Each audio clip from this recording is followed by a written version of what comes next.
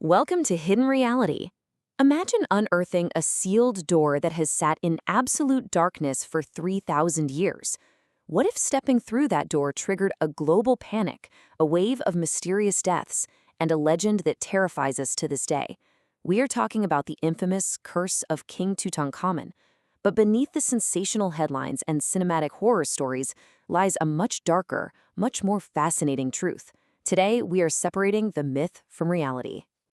The sheer terror of this curse actually began on the night of April 5, 1923. Lord Carnarvon, the wealthy British aristocrat who funded the expedition, was fighting a severe fever in a Cairo hotel. At exactly 1:55 a.m., he took his final breath.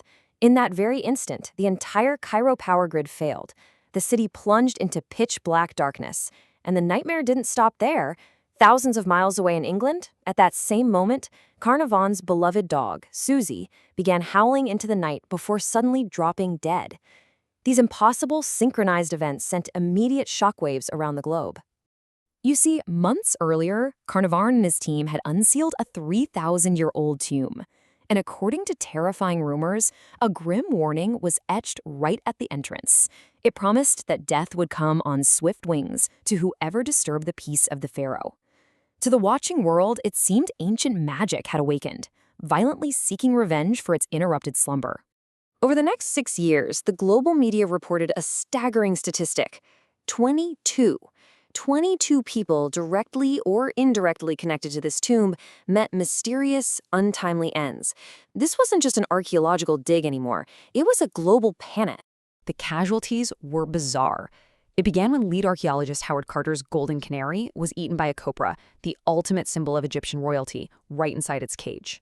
Soon after, the radiologist who x-rayed the mummy died unexpectedly. Then, the 78-year-old father of Lord Carnarvon's secretary heard of his son's sudden passing and threw himself from a window in London. In a dark twist of irony, Arthur Weigel, the very reporter who fueled the curse rumors in the press, contracted a mysterious fever and died. The public was completely terrified. Section 1. The Discovery of the Boy King. To understand this massive hype, we must look at the discovery itself in November of 1922. Howard Carter was an archaeologist on his absolute last chance. Lord Carnarvon had spent the modern equivalent of millions of dollars over 15 years looking for a forgotten pharaoh, and the funding was about to run out. Then, on November 26th, Carter made a tiny hole in a sealed door in the Valley of the Kings. He held up a candle and peered inside. When asked if he did see anything, Carter simply whispered, "Yes, wonderful things." Inside lay 5,398 perfectly preserved objects, including a solid gold coffin and a 10-kilo gold death mask. Untouched by tomb raiders for 3 millennia, it remains the greatest archaeological discovery in human history. But let's look at a chilling connection that emerged just a few years later. Lord Carnarvon's death actually started with a mosquito bite on his left cheek, which he accidentally sliced open while shaving. In 1926, a doctor performed an autopsy on King Tutankhamun's mummified body. Right there, on the exact same spot, on the mummy's left cheek, was an identical, circular mark. A 3,000-year-old mummy and a modern explorer, marked in the exact same place. Naturally, the newspapers went wild, and the public became absolutely certain that the curse was real. It paints a profoundly cinematic, terrifying picture. But we need to pause the suspense for a moment. Was the curse actually real? When we peel back the layers of sensational 1920s tabloid journalism and look at the cold, hard logic, a very different, deeply fascinating reality emerges. Section 2. Debunking the myth. Let's systematically dismantle this media hysteria. Take the mysterious Cairo blackout exactly when Carnarvon died. Historians note that Cairo's power grid in the 1920s was incredibly unstable. Routine blackouts happened all the time. Pure coincidence. And Susie the dog dying at the exact same moment? The sensational reports entirely ignored time zones. Carnarvon died at 1:55 a.m. Cairo time, which was midnight in England. Susie died at 4 a.m. And that terrifying curse tablet inscribed above the tomb entrance? It literally never existed. Decades later, a security officer admitted that when a reporter asked about curses, the crew didn't deny it, and the reporter just fabricated the ominous tablet to sell more papers. But what about the people who actually did get sick after entering the tomb? Modern science has a clear answer. In 1963, a medical examination of archaeologists revealed many suffered from Aspergillus niger. This is a dangerous fungus that thrives in dark, sealed environments like ancient tombs. It can survive for thousands of years. When inhaled, it triggers severe respiratory inflammation.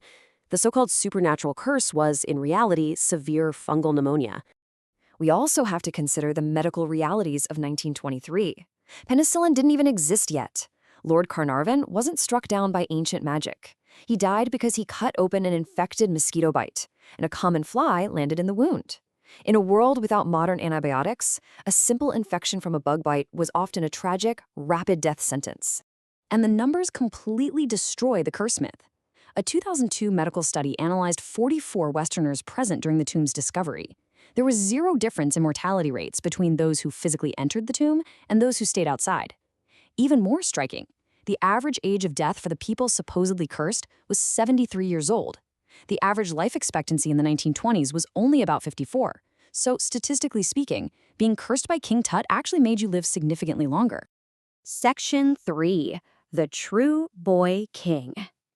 With the phantom monster myth cleared away, we are left with the historical reality of who King Tutankhamun actually was. And the truth is incredibly tragic. He wasn't a terrifying sorcerer. Born into an era of severe royal inbreeding, he suffered from devastating genetic conditions. He had a debilitating clubfoot and a painful bone condition, meaning every single step he took was excruciating. Science proves he also suffered from severe malaria. This was a frail teenager who could barely walk on his own.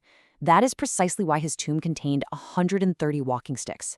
He died when he was only 18 or 19 years old. The ultimate logical flaw in the curse theory is glaringly obvious. If this ancient magic was real and designed to punish those who disturbed peace, why do the primary targets survive to an old age? Lady Evelyn, one of the very first to step inside, lived to be 78.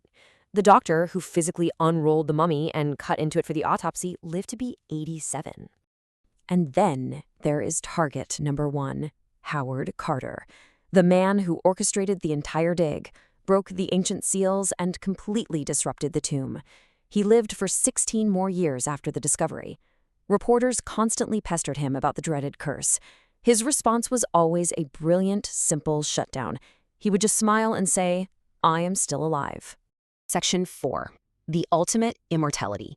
The ancient Egyptians believed that you experience 2 deaths. The first is physical. The true final death only occurs the last time your name is spoken on earth. Tutankhamun was essentially erased from history by his successors. For 3,000 years, he was completely forgotten in the dark, suffering that true death. But Howard Carter didn't kill King Tut. By unearthing him and broadcasting his forgotten name to the entire world, Carter saved him from the void. Today, Tutankhamun is the most famous pharaoh in human history. His name will never be forgotten again.